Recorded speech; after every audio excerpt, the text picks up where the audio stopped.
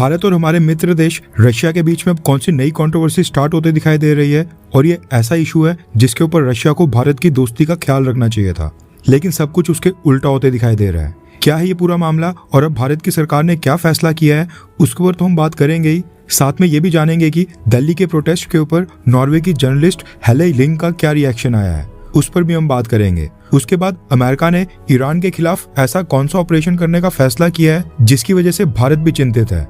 Iran की underground facilities का भारत की स्ट्रेटेजिक कैलकुलेशंस के साथ क्या कनेक्शन हो सकता है, उस पर भी हम बात करेंगे। काफी सारी इंपॉर्टेंट खबरें आ रही हैं, इसलिए वीडियो को एंड तक जरूर देखिएगा। सबसे पहले बात करते हैं भारत, यूक्रेन और रशिया के बारे में, क्योंकि भारत के सी फेयरर्स और शिपिंग इंडस्ट्री में इंडियन क्रू मेंबर्स की प्रॉब्लम अब काफी सीरियस होते दिखाई दे रही है। हमने आपको 3-4 दिन पहले बताया था कि ब्लैक सी में रशिया और यूक्रेन ने एक दूसरे के कार्गो शिप्स के ऊपर भी हमले करना स्टार्ट कर दिया है। MV गोल्डन लियो नाम के कार्गो शिप था जिसके ऊपर रशिया ने कुछ दिन पहले हमला किया था। उसमें 4 इंडियंस की जान गई थी और एक घायल हुआ था। भारत की सरकार ने उसके बाद रशियन एम्बेसी के सीनियर डिप्लोमेट और भारत में चार्ज द फेस को सम्मन कर बुलाया भी था, लेकिन अब उसका भी कोई फायदा होते नहीं दिखाई दे रहा है, क्योंकि एक बार फिर से न्यूज आ रही है कि यूक्रेन का जो ओडेसा पोर्ट है वहां पर आज फिर से रशिया ने एक और कार्गो शिप के ऊपर हमला किया है। MV एजियन रागनार नाम का इस शिप है जिसके ऊपर 4 इंडियन सवार थे। इसमें से 2 इंडियंस तो पूरी तरह से सेफ हैं, जबकि इस हमले के बाद 2 इंडियंस मिसिंग बताए जा रहे हैं। अब जो 2 भारतीय मिसिंग हैं उनकी तलाश अभी भी जारी है। जिस वक्त इस शिप के ऊपर हमला हुआ था ये ओडेसा पोर्ट के ऊपर पार्क्ड था, यानी ओडेसा पोर्ट के पार्किंग एरिया में ये शिप वहां पर खड़ा हुआ था। यूक्रेन में इंडियन एम्बेसी ने खुद इसकी जानकारी दी है और ये रिवील किया है कि मिसिंग्स की तलाश अभी भी जारी है। अब इसके बाद भारत की सरकार ने भी इस हमले के बाद तुरंत एक्शन लिया है और एक नया सर्कुलर जारी किया है। रेफरेंस के लिए आपकी स्क्रीन के ऊपर आर्टिकल का स्क्रीनशॉट है। भारत की सरकार ने यूक्रेन और रशिया के तट के पास ब्लैक सी में ऑपरेट करने वाले कमर्शियल शिप्स में वहां पर जितने भी इंडियंस एम्प्लॉयड हैं उनके लिए डायरेक्शंस जारी किए हैं कि ब्लैक सी और उसके आसपास के समुद्री इलाकों की सिक्योरिटी सिचुएशन अब काफी खतरनाक बन गई है। कॉन्फ्लिक्ट की वजह से कमर्शियल शिप्स को मिसाइल्स और ड्रोन अटैक्स का खतरा हो रहा है। इन हमलों में 5 भारतीय नागरिक अभी तक अपनी जान गंवा चुके हैं। ऐसे में अगर भारत का कोई भी नागरिक ब्लैक सी के कॉन्फ्लिक्ट वाले एरिया में किसी कमर्शियल शिप के ऊपर नौकरी करने का सोच भी रहा है या वहां पर कोई असाइनमेंट एक्सेप्ट करने से पहले सभी इंडियंस को सिक्योरिटी रिस्क को ध्यान से समझ लेना चाहिए। अगर फिर भी आप वहां पर काम करने का फैसला करते हैं तो कुछ बातों का जरूर ध्यान रखिए, क्योंकि कई बार क्रू मेंबर्स कंप्लेंट करते हैं कि उन्हें नहीं पता होता है कि शिपिंग कंपनी उनको कहां भेजेगी। ऐसे में भारत सरकार ने इंडियन क्रू मेंबर से कहा है कि नौकरी एक्सेप्ट करने से पहले एम्प्लॉयर, रिक्रूटमेंट एजेंसी या शिप ऑपरेटर से शिप के रूट, किन पोर्ट्स के ऊपर वो शिप रुकेगा, वहां के सिक्योरिटी अरेंजमेंट्स क्या हैं, इंश्योरेंस और इमरजेंसी रिस्पांस की क्या फैसिलिटीज है, ये सारी चीजें पहले कंफर्म कर लें। Employment contract international maritime rules के हिसाब से होना चाहिए और इमरजेंसी की सिचुएशन में मेडिकल ट्रीटमेंट, इवैक्यूएशन, घर वापस भेजने और कंपनसेशन का पूरा इंतजाम हो।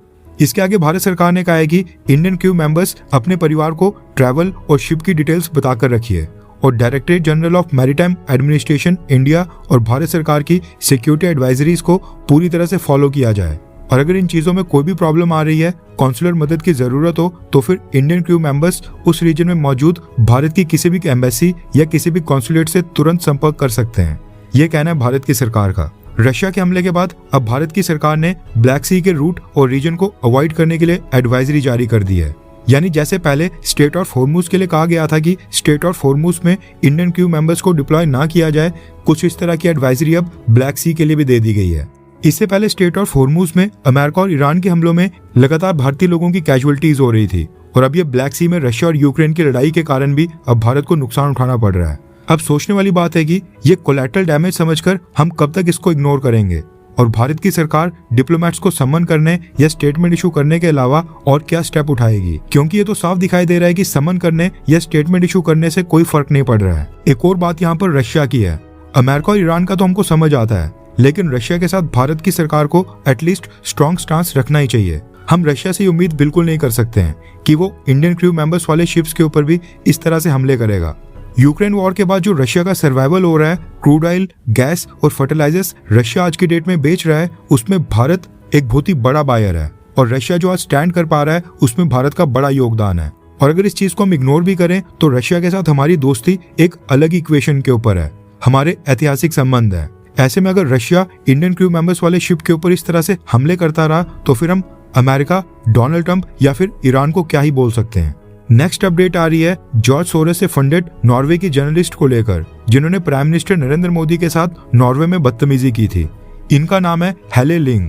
प्रधानमंत्री मोदी वाले इंसिडेंट के बाद ये भारत की सरकार की काफी आलोचना करती हैं और भारत के मामलों के ऊपर कई बार कमेंट भी करती हैं। आज भी जब कॉकरोच जनता पार्टी और स्टूडेंट के प्रोटेस्ट के बाद धर्मेंद्र प्रधान ने रेजिग्नेशन दे दिया, मोदी सरकार को बैकफुट के ऊपर आना पड़ा। इसके ऊपर नॉर्वेजियन जर्नलिस्ट हेले लिंग ने कमेंट कर दिया है और कहा है कि ये धर्मेंद्र प्रधान का रेजिग्नेशन भारत के स्टूडेंट्स और जो भारत के युवा हैं इनके लिए बहुत ही ऐतिहासिक दिन है और ये उनकी ऐतिहासिक जीत है। हेले लिंग का ये कमेंट भारत में काफी वायरल हो रहा है और वीडियो रिकॉर्ड करते समय 70,000 से भी ज्यादा बार ये लाइक कर दिया गया है। नेक्स्ट अपडेट आ रही है अमेरिका और ईरान के न्यूक्लियर स्टैंड ऑफ को लेकर, लेकिन इसकी वजह से अब भारत के लिए भी कोई नए कंसर्न्स खड़े हो गए हैं, कोई नई चिंताएं सामने आ रही हैं। रेफरेंस के लिए आपकी स्क्रीन के ऊपर न्यूयॉर्क पोस्ट और वॉशिंगटन पोस्ट के आर्टिकल का स्क्रीनशॉट है। आपको याद होगा पिछले साल जून 2025 में अमेरिका ने ईरान के ऊपर हमला करने के लिए ऑपरेशन मिडनाइट हैमर किया था, जिसमें ईरान के अंदर अलग अलग न्यूक्लियर साइट्स के ऊपर 30,000 पाउंड के बंकर बस्टर बॉम्ब्स गिराए गए थे। इसके लिए हजारों किलोमीटर दूर से अमेरिका के बॉम्बर्स स्पेशली फ्लाई कर आए थे। लेकिन अब न्यूज आ रही है कि उसके बाद भी ईरान के पास अभी भी एनरिच्ड यूरेनियम का स्टॉक पाइल बचा हुआ है, यानी कि उस हमले में ईरान का एनरिच्ड यूरेनियम पूरी तरह से तबाह नहीं हुआ था। ऐसे में अमेरिका ने फैसला किया है कि उसकी स्पेशल फोर्सेस ईरान के अंदर घुसकर एक ग्राउंड ऑपरेशन भी कर सकती हैं, जिसमें वो ईरान की न्यूक्लियर फैसिलिटी से खुद ही एनरिच्ड यूरेनियम को छीन कर ले आएगा। मसला ये खड़ा हो गया है कि ईरान के पास अभी भी लगभग 450 किलोग्राम यानी कि 1000 पाउंड के आसपास 60% तक एनरिच्ड यूरेनियम का स्टॉक पाइल है, जो कि 11 न्यूक्लियर बॉम्ब्स बनाने के लिए काफी है। यानी कि ईरान के पास जितना भी एनरिच्ड यूरेनियम है उससे टोटल 11 बॉम्ब्स बन सकते हैं। अब आप सोच सकते हैं कि इन 11 से कितनी तबाही हो सकती है। इसके साथ ही इजरायली इंटेलिजेंस का कहना है कि जिस समय ईरान के साथ सीज फायर चल रहा था और पीस डील की टॉक्स चल रही थी, उस दौरान ईरान ने अपने यूरेनियम के स्टॉक पाइल और हजारों सेंट्रीफ्यूजेस को छुपके से एक नई जगह पिकाक्से माउंटेन के अंदर गहरी सुरंगों में छुपा दिया है, यानी वहां पर शिफ्ट कर दिया है।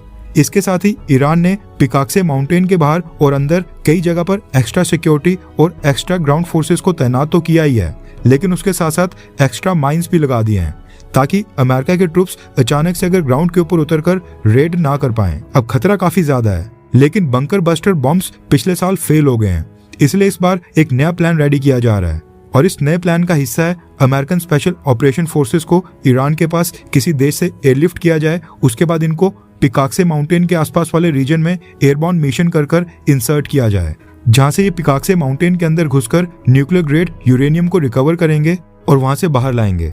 अब अमेरिका को ये डिसाइड करना है कि यूरेनियम रिकवर करने के लिए अमेरिका को कितना बड़ा ऑपरेशन करना है, उसमें कितने सोल्जर्स इन्वॉल्व करने हैं, क्योंकि यहाँ पर बात हो रही है ईरान को इन्वेड करने की।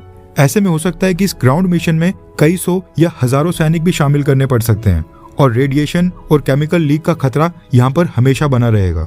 अब रिपोर्ट्स में यह भी क्लेम किया जा रहा है कि यूएस सेंट्रल कमांड ने इस तरह के ऑपरेशन की ड्रिल्स करना, टेरेन की मैपिंग और प्लान रेडी कर एक्सरसाइजेस भी करना स्टार्ट कर दिया है और अब यूएस प्रेसिडेंट डोनाल्ड ट्रंप के अप्रूवल का इंतजार है कि वो कब क्या आदेश देते हैं। अब देखा जाए तो ये ऑपरेशन दुनिया के इतिहास का सबसे मुश्किल और कॉम्प्लेक्स ऑपरेशन होने वाला है, क्योंकि यहाँ पर पहली बार न्यूक्लियर ग्रेड एनरिच्ड यूरेनियम को सेफ्टी के साथ पूरे प्रिकॉशंस लेकर वहां से रिकवर करना है और रिकवरी के बाद चारों तरफ से गोलाबारी और फायरिंग के बीच उसको वहां से एक्सट्रैक्ट कर ईरान से बाहर भी लाना है।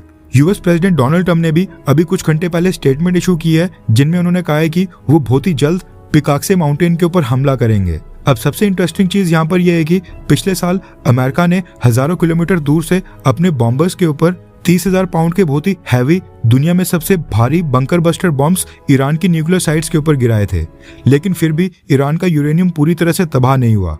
ऐसे में डोनाल्ड ट्रंप की बातों के ऊपर विश्वास करना थोड़ा मुश्किल है, क्योंकि पिछले साल उन्होंने अनाउंस किया था कि उनके इस ऑपरेशन में ईरान का यूरेनियम पूरी तरह से तबाह हो गया है, लेकिन आज इंटेलिजेंस रिपोर्ट आ रही है कि ईरान का यूरेनियम उसके पास अभी भी सेफ पड़ा हुआ है। अब इसको हमको भारत के पर्सपेक्टिव से भी देखना चाहिए। ईरान के पास ये जो अंडरग्राउंड न्यूक्लियर फैसिलिटीज बनाने की एक्सपर्टीज आ गई है, ये चीज बहुत ही काम की है, क्योंकि उनको पता है कि स्ट्रॉन्ग अंडरग्राउंड न्यूक्लियर फैसिलिटीज कैसे बनाई जाएंगी, जिसको दुनिया का सबसे ताकतवर देश अमेरिका तक पेनिट्रेट नहीं कर पाए। और हो सकता है कि ईरान की जो ये एक्सपर्टीज है वो ये इसको पाकिस्तान के साथ भी साझा करे। अब इस बात की पॉसिबिलिटी काफी ज्यादा बढ़ गई है कि पाकिस्तान ईरान से ये अंडरग्राउंड न्यूक्लियर फैसिलिटीज की एक्सपर्टीज हासिल कर ले। अब ये चीज भारत के लिए कंसर्निंग इसलिए हो सकती है क्योंकि जरूरत पड़ने के ऊपर हमें भी पाकिस्तान की अंडरग्राउंड न्यूक्लियर फैसिलिटीज के ऊपर हमला कर उसको नष्ट करना पड़ सकता है। इसलिए भारत नहीं चाहेगा कि ईरान अंडरग्राउंड न्यूक्लियर फैसिलिटीज बनाने की नॉलेज और सीक्रेट्स पाकिस्तान के साथ साझा करे। सिचुएशन काफी कॉम्प्लेक्स हो गई है, लेकिन आपको क्या लगता है कि क्या अमेरिका को ईरान की धरती के ऊपर वहां पर अपनी सेना को उतारना चाहिए, यानी कि ग्राउंड इन्वेजन करनी चाहिए? हाँ या फिर ना? नीचे कमेंट कर अपनी राय जरूर बताएं।